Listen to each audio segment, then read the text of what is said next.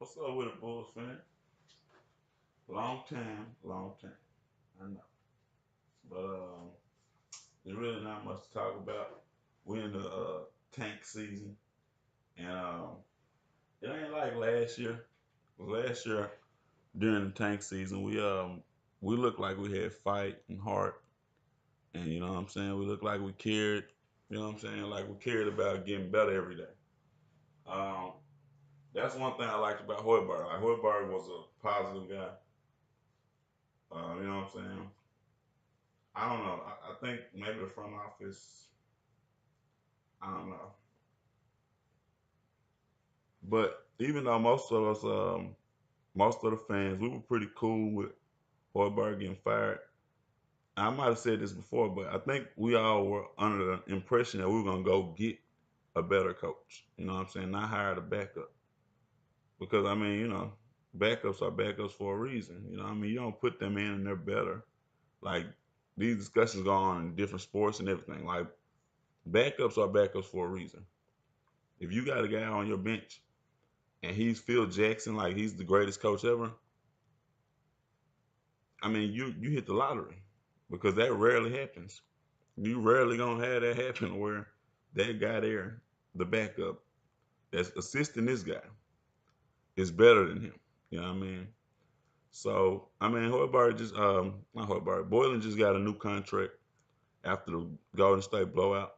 So maybe I don't know. Maybe he's gonna coach more with more passion now. Maybe he's gonna give it his all. I don't know. Maybe he's only coaching half of the game or something. I don't know.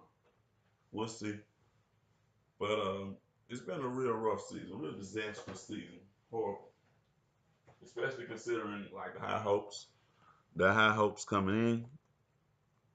And I'll be the first to tell you, I thought we was gonna make the playoffs. Um, Looking back on it, I still feel like we would have made the playoffs minus the injuries, minus Hoiberg getting fired. Um, that's just my thoughts. I still think we would have made the playoffs. But I still think Jabari Parker would have probably been scrubbing out, and I think they would have found a way around that. But without your starting point guard, it's hard, bro. It's hard anyway. And I never really got why they fired Hoiberg as soon as Laurie Marketing came back, and before Chris Dunn came back, especially. Um, but you know, it is what it is. And now we tanking for Zion Williamson. You know what I'm saying? Because according to everybody, you have to take Zion Williamson or you you know what I'm saying? Or you better pray you just found Jordan, basically. So we probably gonna take Zion. I think he fits sort of kinda. He's a pretty good defensive player. I don't know if he could defend players in the league, like guards in the league, I'm saying. But I think he's got the foot speed for it. Yeah, we thought that about Jabari Parker too, though. So, um, you know, tank seasons always suck.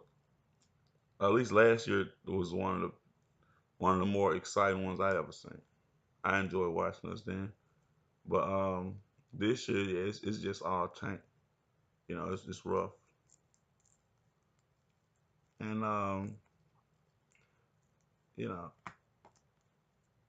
well, let me just talk about some of the games that I done missed because I think I started with the Brooklyn game, and I started to do a Brooklyn game video, but it was like, man, that was Brooklyn. We thought we were supposed to beat Brooklyn, bro. So Brooklyn's better than what was expected of them, which don't surprise me. I mean, you get in a good groove. These players can play ball, bro. D'Angelo Russell can hoop. You know what I mean? They had another guy. He's hurt. Um, they got a few guys. Joe Harris isn't a bum. You know what I'm saying? He's just not a star.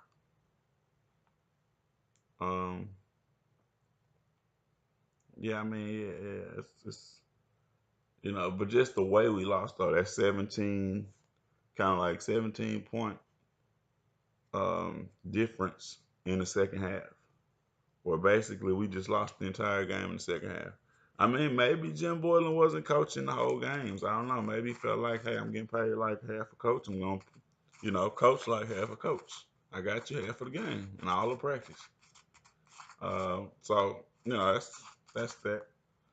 Then we had the was it the Portland? I think the Portland game was right next after that. Um, and I confused whether the Utah game was. I can look at it, man. I'm being lazy, but I mean, come on, it's a lazy season, bro. It's been rough, you know what I'm saying, especially for the fans because you got injuries, you got blowouts, you got record losses. I mean, record losses don't happen every year. You know what I'm saying?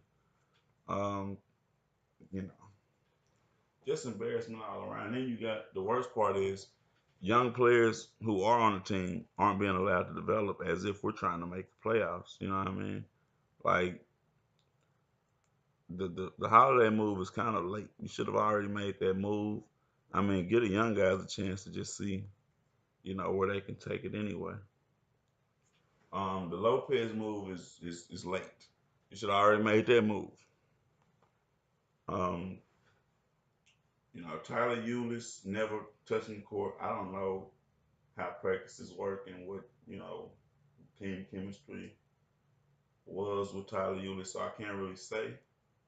But we've had players, before, like people were saying, Spencer Dinwiddie, who was over there lighting us up against the Brooklyn Nets. You know what I mean? I remember seeing that guy in the summer league and thinking like, where he come from, why they don't like him, because they don't talk about him at all, as if they don't like him. You know what I mean? So he goes to Brooklyn and of course does the same thing he was doing in the summer league, plays ball. Um, you know, the Utah loss, while we fought hard and it was a little bit closer of a game, I still look at it like, and I'm skipping over the Portland loss because I think that was just another blowout. You know what I mean? It looks like the players are just, they're not playing with, I don't want to say energy or effort, but just, you can tell when players don't really like their coach. You know what I mean? When they just play because they're playing for their chick. You know what I mean? Uh, they don't look like they like the coach. At least they liked Hoiberg. You know what I mean? This guy Boylan, I don't think they even like him. Not to mention, he's lacking results. Now we got to give it a few games after this contract. Maybe he'll feel more respected. He's gonna coach harder. I don't know, but if you ask me, bro, you're a good coach. You're just gonna coach anyway. You're gonna win games anyway. Your paycheck coming. You know what I mean? If you winning games, your paycheck coming. You win the championship, you go make the playoffs with that team. Your paycheck's coming from somebody. Somebody wants you. You know what I mean? So like this idea that a coach wouldn't coach hard because he's not getting paid well, like to me that's an excuse, bro. That's a garbage excuse. But we'll see. I mean, because coaching isn't even like playing. Like you don't have a set number of coaching years.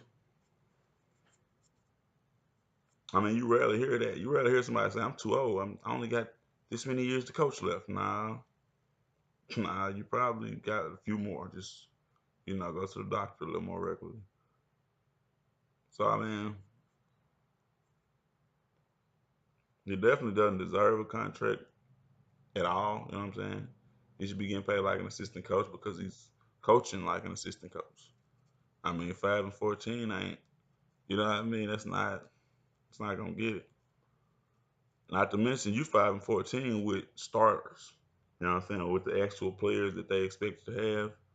You know, minus one of them that was maybe causing some dysfunction, and you still losing. Hoiberg won 5 games with backups. You know what I'm saying? He won 5 games with Zach Levine and a bunch of backups. I mean, I know it's hard to bite that bullet, but I really think they should just, if they're not gonna go get Mark Jackson or another coach, you know what I'm saying, that can actually coach. It's kind of like, bro, go call Hoiberg back, man. Go call Hoiberg. Let him finish the season. Let him get his players. See what he can do with his guys that he's developed some type of, you know what I'm saying? Some type of chemistry with, some type of continuity with. I mean, I don't know who expects somebody to win with Campaign and Ryan Archidiakono as your starting point guard, but I think you're asking a lot. You know what I'm saying? Now, yeah, there were games that Hoiberg coached that I wasn't really happy with because of the way they ended or the way they didn't seem like they had a lot of plays being called. I don't know what that was about, but I do know I wasn't ready to fire him until after I seen him with his players.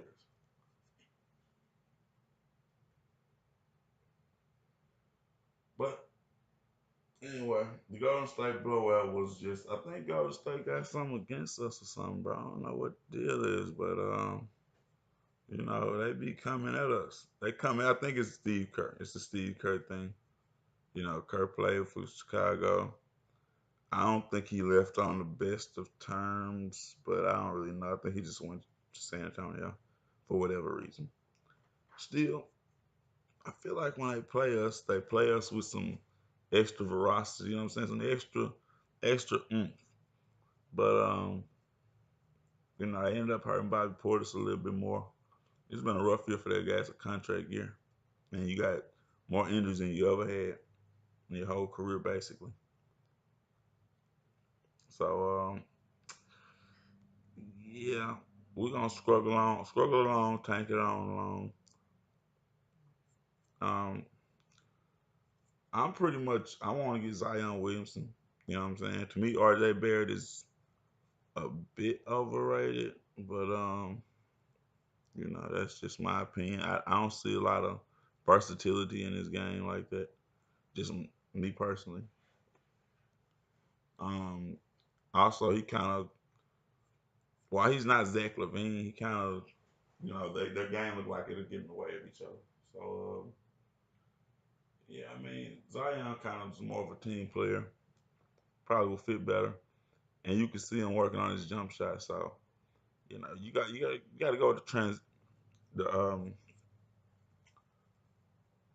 what's the word I'm looking for? You got to go with the transgenerational player. There you go. That's the word I'm looking for. I'm gonna leave that in there. I ain't gotta edit that because that's a long word, but it's a transgenerational player. You know what I'm saying? So that's really all I had to spill about. That's why it took so long for me to put the video up in the first place, cause I mean ain't a lot to say, bro. They getting whooped game in, game out. And it will feel better with a coach that you trusted, but right now it just feels like we just waiting to see, how everything shakes out. Because this can't continue. These losses can't keep going on. Even if they say they're gonna keep the coach, he keeps losing, they're gonna fire him. You know what I mean? That's just kind of what's gonna happen. Especially if he keeps losing like he lost to Golden State. You know what I mean? Like we had the worst loss ever and he collapsed. Haven't forgot about that clapping situation. Um, we'll see. We're gonna see. We're gonna see. Not a lot of bright spots right now. I mean, even Laurie and Christian, ain't really.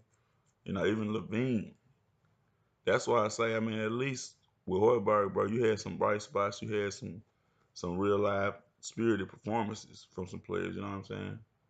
Um, with Boylan, it looked like they just going through the motions, and that's never good. It's never good. So I mean, y'all let me know y'all want that tank, cause I mean that's the interesting topic. Who we getting in this number one pick or these number 1 through 5 picks? Cause it's some players, and I heard about Bobo going down. You know, sad to hear about it. We probably wouldn't have got him, but another team that wanted somebody that we would get might would have got him. You know what I mean? So now they might be looking at a player we want. We'll see. Let's go Bulls.